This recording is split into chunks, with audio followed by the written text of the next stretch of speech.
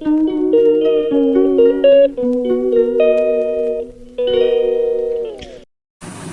দেখুন আমি জিরে, হলুদ, ধনে গুঁড়ো আর তার সাথে একটুখানি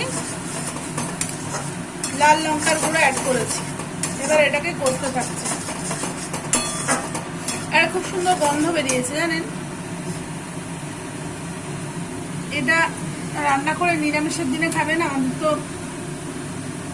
আমি শুক্রবার টকও দেবো না আজকে, নাহলে আপনারা কিন্তু টমেটো সস দিতে পারেন বা টমেটো কেটে দিতে পারেন বা টক দই দিতে পারেন, কিন্তু আমি দেবো না, কারণ আজকে শুক্রবার সন্তোষীমা করি, সেজন্য খাই না এইসব।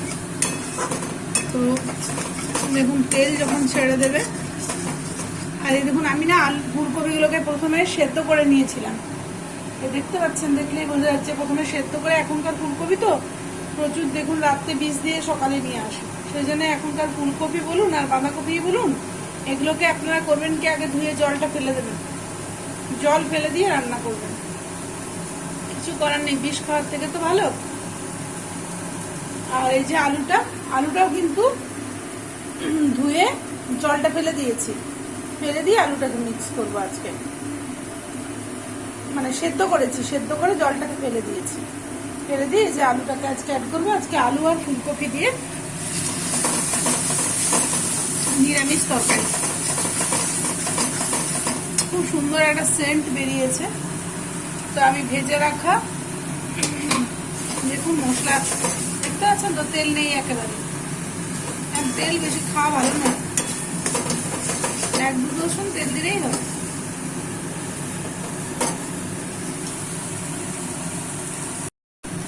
এবার দেখুন মশলা কষা হয়ে গেছে। এবার আমি ফুলকপি এবং আলু অ্যাড করে দেবো, মাছটা থাকবো। তারপর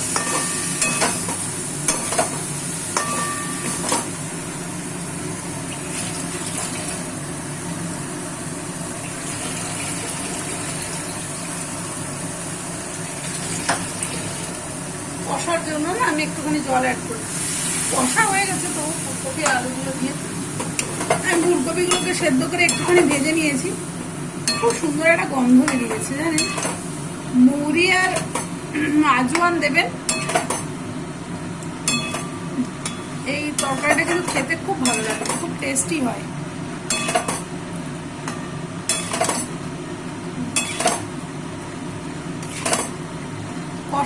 কষা তো হয়ে গেছে, এখন এগুলো দিয়ে একটুখানি নাচার করে আমি জল দিয়ে ঢাকা দিয়ে দেবো 5 মিনিট। যেহেতু আমার সেদ্ধ আছে 5 মিনিট হলেই হয়ে যাবে। আচ্ছা আমি এটার সাথে এবার চিনি অ্যাড করব,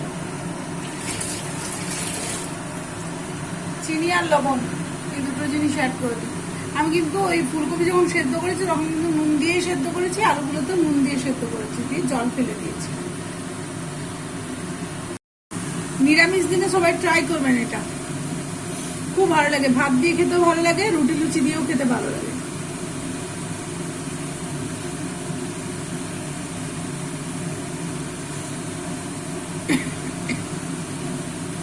আমি আজকে গরম মশলা দেবো না, কেন কি ধনেপাতা দিচ্ছি না। ধনেপাতা দিলে আর গরম মশলা দিতে হয় না। আমার রান্না যদি ভালো লেগে থাকে তাহলে প্লিজ আপনারা আমার চ্যানেলটা সাবস্ক্রাইব করে দেবেন। আমি চেষ্টা করছি আমি যেটুকু জানি সেটুকু আপনাদের সঙ্গে ভাগ করে নিতে।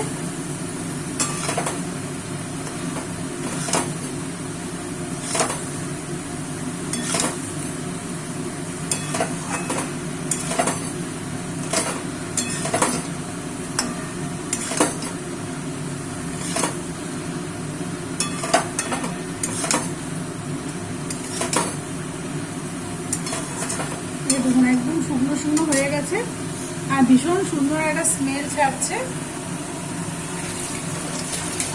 তো আমি এটাকে এবার জল দিয়ে দেবো।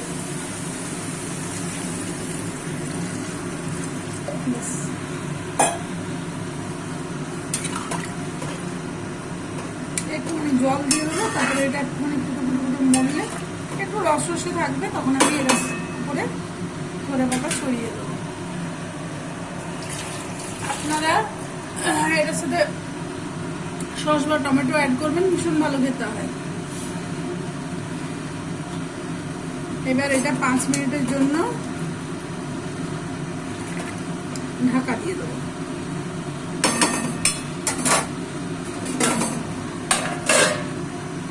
5 মিনিটের জন্য ঢাকা দিয়ে দেবো। 5 মিনিট দেখুন রেডি ফুলকপি আলুর নিরামিষ তরকারি।